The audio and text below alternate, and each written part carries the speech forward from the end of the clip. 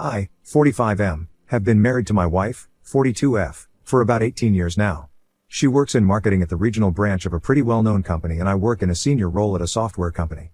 We have both been relatively career-focused go-getters and I think that's part of what drew us to one another. You likely won't be surprised to hear that we don't have any children, but we've never really felt like we really wanted them and I personally don't think anyone should take the decision to have kids lightly. In a marriage as long as ours, we've never had any issues regarding unfaithfulness, which is something that I have always been thankful for. I've always felt like we've been too busy climbing the ladder to be fooling around. That is likely a stupid assumption because I know that anyone who wants to cheat can make time for it if they really want to, but there simply wasn't any reason for me to suspect her of infidelity and I used that notion to buttress that. The worst part is that until it happened, I didn't even know better. There were literally no signs as far as I know. Maybe if I paid more attention, I would have seen it. But I'm getting ahead of myself. The entire thing started when my wife got a promotion at work about a year ago. She works extremely hard and has worked at her specific company for over a decade. She came back one day to tell me that she got a major promotion and was now in an executive position at the company. This was huge because, as I've said, we have always been very career focused, and there were signs that she was going to be chosen for the promotion but we simply weren't sure, so it was huge when it was confirmed. The position came with new responsibilities but it also came with a massive pay increase, which was, of course, one of the best parts of the thing. Now, for the most part, nothing really changed. She was keeping slightly later nights, though nothing too crazy, and if you're a top marketing executive at a company, it doesn't seem surprising that your hours might be a bit longer, at least in the initial period as you get acclimated to the role. There were days when she'd get back early, which was nice, but for the most part, instead of getting back around 6 p.m. like she used to, it'd be 7:30 or 8. I told her to take things easy every once in a while, but we are both workaholics so I knew my words wouldn't change too much. It was about 2 weeks ago that things changed quite a lot. It started with a message that somebody sent me on LinkedIn, and I'm always ready to answer messages there because it's all about business for me. The message was simply a greeting though and I checked the person's profile before I responded. They worked at the same company that my wife did, though their role was clearly junior. It was a lady, so I'll just say that her name was Suzette. I responded to her with a similar greeting, knowing that she'd eventually come out about what she wanted, but it wasn't until the next day, after work hours, before she actually replied. She asked me if I was my wife's husband and I told her that I was. At that point, I knew that it had nothing whatsoever to do with business and my first thought was this was some pathetic girl trying to poach a married man or something. I mean, I really couldn't come up with another reason why someone like her was messaging me and leading with a question like that. I answered in the affirmative though. I would really like to talk to you about something private but I don't know if you're open. It's about your wife, was added in a separate message. At that point, I started to feel very anxious. I thought that something might have been wrong with my wife or she might have had an accident, but this message was sent since yesterday, so it was definitely something else. I started to wonder whether my wife was too combative and bossy at work and was essentially a bully to some extent. That was eventually what I settled on. She must want to report my wife to me, perhaps before trying to report her to HR. So I told her that I was open to hearing what she had to say. She proposed meeting in person at a neutral spot, but I really didn't feel comfortable with that, so I told her to say what she wanted to say right there. I needed to have written proof of whatever it was she had to say. She seemed hesitant but eventually agreed. She sent me a paragraph and it was very shocking to read it. I don't know if you're the kind of person who prefers ignorance or whether you would want to know, but I know with certainty that your wife is sleeping with some of the junior employees. Maybe you both have an arrangement and if so, please forgive me for intruding, but I think that it wouldn't be fair for you to be in the dark about this. I really beg that you don't mention my name if you do decide to confront her. I know this could cost me my job but I am really just trying to do the right thing and I hope that you can appreciate that. I read that message over about 5 times before what it was saying actually started to sink into my head. She was saying that my wife was sleeping with junior coworkers. Was that something I could even believe? I hadn't seen a single sign of that. She never seemed to smell like anyone's perfume, she never acted even mildly different when she'd returned from work. To be honest, the only thing that I could point to was her coming later than she used to and that certainly could align with this new theory. It took me quite some time before I replied to her. I told her that I was grateful that she told me and that her admission was going to be safe with me. About 10 minutes later, a bunch of questions started jumping into my head. How many employees? When did this start? Did they do these things at work? How did she even know about it? I asked her every single one of these questions in a single message. I don't know for sure. But I know at least 2 because I overheard them talking about it. That's how I found out. And maybe it was some kind of inside joke but they sounded serious and they tend to work late nights. I assume they might be doing things in the building but I don't have an answer for that. I heard their conversation about 2 months ago and it's been eating me up. I saw her whispering to one of these guys somewhere discreet, and that's what brought it back to the forefront of my mind. I just had to say something and I'm sorry that it took me so long too. I report directly to her, so I feel like a traitor. I don't hate her or dislike her but it just wasn't right. Honestly, most of me believed this lady, but I couldn't understand why.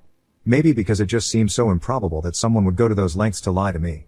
Could this be some workplace rival trying to ruin her family life? I couldn't know. And because I personally hadn't even had an inkling of a doubt in my wife, part of me didn't want to believe it. But for some reason, it seemed credible. I thanked the lady quite extensively and I told her I would act on the information as I thought appropriate, but she would be left out of it. I wanted to tell my wife about it and see her reaction or simply confront her, but it was going to be so easy for her to deny it. It was clear as day that my best choice was to see what I could dig up. That way, I'd either be able to feel like there was no evidence and debunk what the lady told me, or I'd find something to corroborate it and then I'd take things from there. So, I decided to be patient and get a good opportunity to do my snooping. When my wife came home that night, things were normal and I did my best to act as normal as possible with her. It wasn't too hard because I wasn't entirely convinced. My chance to snoop around came about 4 days later when my wife went to the salon to get her hair done. She almost always went around with her laptop, but in this case, she didn't. Her password isn't a secret to me, so I was able to log right in, and since she uses a MacBook, I was able to take a look at her messages. Based on what the lady had told me, I was looking for conversations that seemed to be with younger men who were employees of hers. I could hardly recognize any of the names though, so I decided to simply go through as many of those messages as possible. I saw a preview of a message with the text, "I'll call you when I get back, so you," and the sender? DoorDash. I could have laughed despite myself.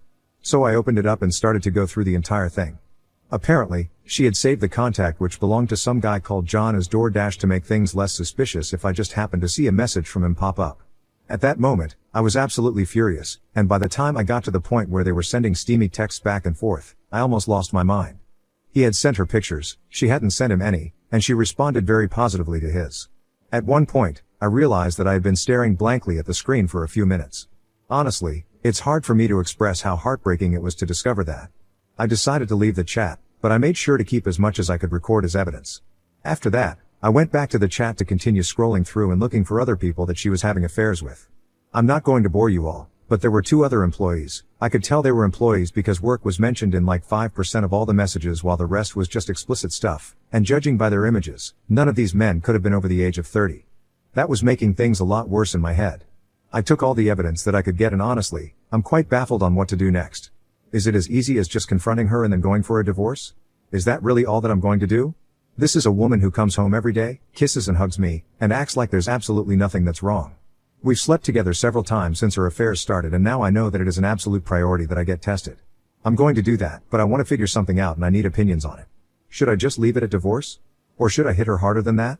Should I find a way to really hurt her? Because this is the worst form of betrayal and I genuinely can't stomach her anymore. Edit. I'm just finishing a long day of work and I appreciate all of the advice and comments that I've received regarding my predicament. Someone said that I only have one chance to get back at her because once I've divorced her and left those years behind, I won't be able to act on my pain. I know this isn't something that I'll stop feeling anytime soon, so I am ready to make sure I use this chance to get back. I'm not going to stoop to the level of cheating back. I don't even have the urge to do that. I'll figure something out though, and I will update you all when I get to that point. Update. Hey everyone.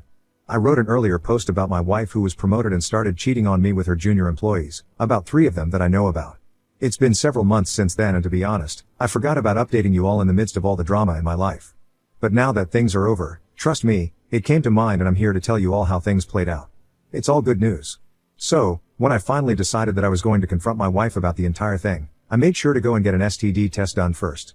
They found gonorrhea. Fortunately, I was asymptomatic and I was given a prescription to get it treated. I was super pissed off though, because she's the only woman I have slept with since we got married, so I certainly didn't get it from anyone but her, and she likely got it from one of her new sexual partners. It was at that point that I was certain that I was going to confront her. When she arrived at home that night, I was in the living room and I asked her to sit down before she could even take off her coat. She seemed concerned, but I don't think she knew exactly what was going on at that point. "I know that you've been cheating on me," was exactly how I said it to her, and I watched as she deflated and held her face in her hands. I mentioned the names of the people she was cheating on me with, at least the ones I had confirmed. I basically told her everything I knew, though I didn't tell her how I found out. "One of your boyfriends gave you gonorrhea, which you gave to me too." I remember holding up the test in front of her face and she peeked at it before hiding her face again. Honestly, it was pissing me off. I sat there waiting for her to say something. She wasn't crying and I knew she had heard everything I said.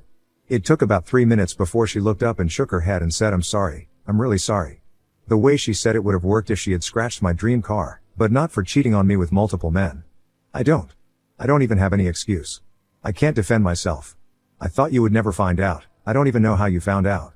Right now, I hate myself for doing this to you. I'm so sorry. Towards the end, her voice started to quiver, but genuinely, it didn't mean very much to me. I could see she was crying at this point, but she wasn't sobbing or anything. It didn't move me. You're not sleeping here tonight. Find somewhere else. I'm going to be looking for a divorce lawyer first thing in the morning, and I suggest you do too so we can make this fast. It was only at this point that she said the only thing remotely close to begging. Baby. We've been together for nearly 20 years.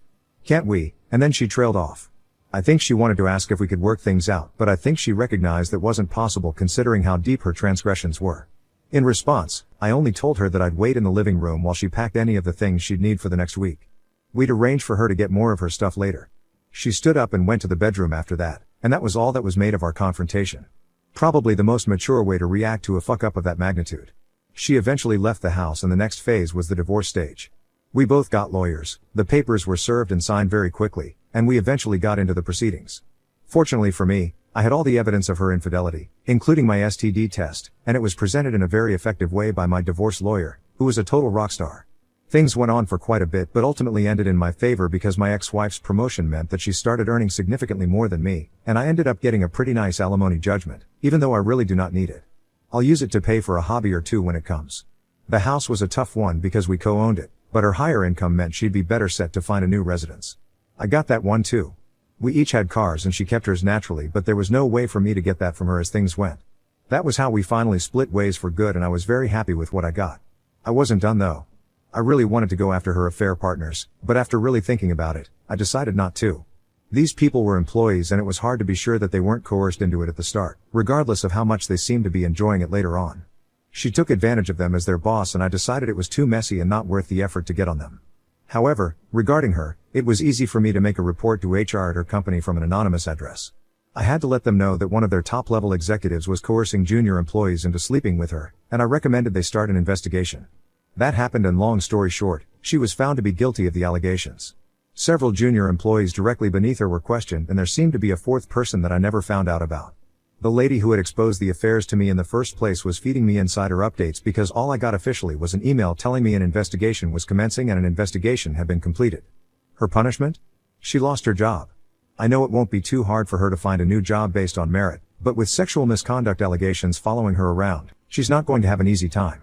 As far as I know, she's still searching up until now. And yes, I know it jeopardizes my alimony, but I really didn't need it to survive. Plus, she's got more than enough money in the bank to still fulfill the payments. If she doesn't, I don't mind going to court for her to figure it out somehow. That's not my problem. We've probably spoken twice since the divorce, and it was all about formalities relating to splitting our lives up for good. I personally don't want to ever have to talk to her again, and the way things are going, I probably won't need to. Honestly, life is good as it is, and although revenge doesn't completely erase the pain of being cheated on by your longtime wife, it does a hell of a good job at it. It feels good, and I'm glad I went through with it. Now on to the next story. Story 2. Found out I had a teenage daughter from a one-night stand and took her in. We bonded for 3 years, but now her other dad who abandoned her wants to apologize. In November of 2019, I, 42M, was playing a game with my wife, 42F, and our kids, 9 and 4M, when I got a knock on my door. When I opened, there were 2 officers and a shy girl who I will call Jane, now 19F. I let them in, and the cops explained that Jane was my biological daughter. I had no idea of this, but they brought me a DNA test. Then it all made sense. For some backstory, I had a one-night stand 20 years ago with a random woman I met at a party. The woman was actually married, and her husband, who I'll call Steve, found out Jane wasn't his after Jane took a 23andMe test as a small gift from one of her friends. When Steve found out about this, he immediately blew up at Jane and the mom and kicked them both out of the house. During the divorce process, he told Jane that she was a lie, he would never be his daughter ever again, and he never wants to see her ever again. Jane cried and begged for him because she only ever knew of him as her father, but Steve took his name off the birth certificate and went NC. When I asked why she isn't staying with her bio mom, they told me that the mom fell into a depression and started taking drugs. She became verbally and physically abusive until an accident a week ago that caused her to be taken away from CPS. I agreed to let her in, and Jane brought her bags in the house. This was obviously very unstable, as for a while Jane was shy around us. She didn't talk a lot.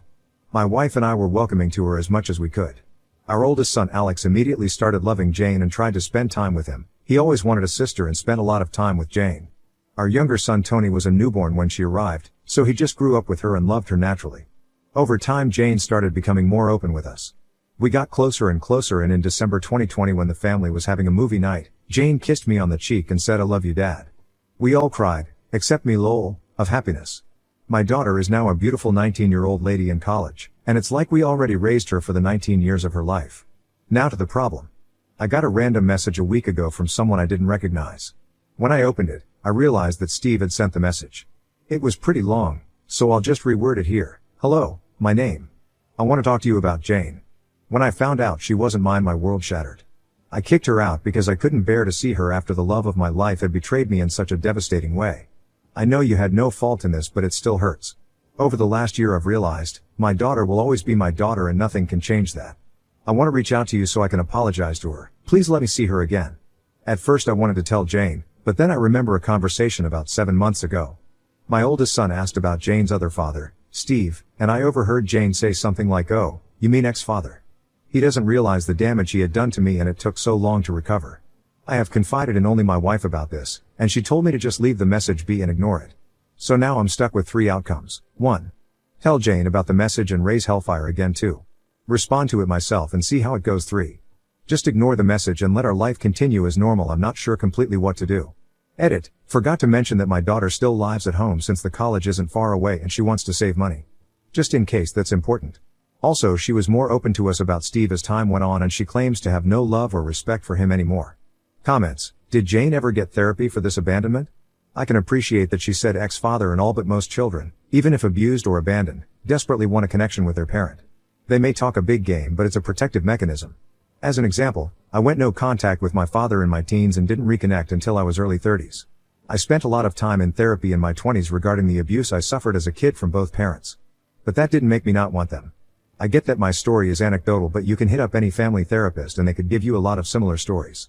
I, 45F, think you should leave it up to Jane.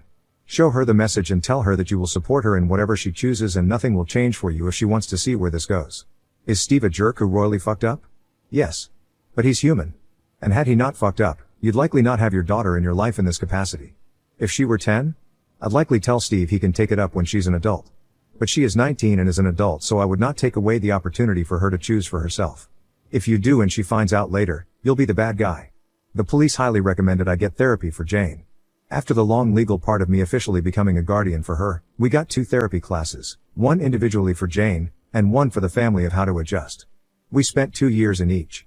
Prof Plum did it. Jane is an adult and deserves the respect of being told information that regards her to allow her to make her own decisions. I get that you want to protect her from more pain, but a large part of the trauma she experienced was due to being powerless and having no control or choice over her own life. Her mother started the entire mess by withholding information. Jane needs you to not hide things from her or make choices for her. She needs to know that you will always be completely honest with her and allow her to make choices for herself. Anonymous Octopus, agree with this. Let her know you're not telling her to hurt her or open old wounds or encourage her one way or another. Let her know that you are telling her because you love and respect her, and you want to give her the opportunity to ask for advice and make her own decision. Itchiness, this, be open and honest and let her make the decision. Tell her that you'll support her no matter what, but make sure to tell her and let her make the decision. Update, a lot of you told me I should come clean to Jane, so I did just that. I sat her down after work the day after I posted and we had a long talk. When I said that Steve had messaged her, Jane got furious and demanded to see the message. She wanted to spill her guts out to him. I tried calming her down and she started crying.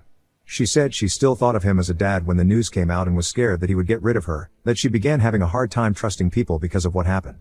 She hugged me and kissed me on the neck a lot, and I told her that if she wants to respond to the message she can tell me. She said she would think about it. Some days passed by and Jane tells me that she has what she wanted to say on paper. I took her sheet and went to Steve's contact and typed, "Hello Steve. Jane has decided to write you a message herself and send it to you. I have attached it below, so keep in mind that I am not controlling what she says and I won't force her into anything she doesn't want to do." I then attached a picture of the letter Jane wrote. The letter was basically her explaining in detail everything she feels, and she wants nothing to do with him anymore because she isn't his daughter anymore. I closed the chat with Steve, so I don't know if he read it, but I hope he did. I think this should be the last update. I did see one rule on this subreddit that only one update is allowed. If anything else major happens, I'll post it somewhere else. Maybe you could check my profile, but I don't think it will go further than this. Jane, me, and our family spent the night together. Some people asked me to elaborate on the specifics of how Jane got shuffled into my house in the first place, so I'll explain some details. I don't know the full story of Steve's divorce, but I do know that he relinquished all parental rights to Jane. The part where he said he's removing his name from the birth certificate was an obscenity he yelled during the confrontation, but it was never actually removed. When the bio mom became abusive, a neighbor called the cops one night and Jane was placed into foster care. The 23andMe test she took was evidence on how to find me, and Jane was actually the one who suggested finding me so she could at least know who I was. This is all information I got from the people who brought Jane here, so sorry if it appears off. I did ask some more questions about how I was found, but they couldn't fully reveal. So that's all that happened. Thanks for everyone who gave advice. Comments. Forsaken ad 9599. Just so you know, you can post on your user thread, if any update coming. It's also a good way to keep the text when a post happens to break a rule and get removed. I think Steve is going to try again, possibly in the summer, more likely in later years. Guilt is a powerful feeling sometimes. It's not easily gone. It will push him again into reaching her. Throw RA_lost in hell up. Thank you for suggesting the user thread to post, but Steve reached out to me via social media. Don't want to share specifics, and I closed the chat that he used to message me, so it's unlikely that he can find out any more information, because we both were limited to one message until I accepted his friend request, which I didn't do.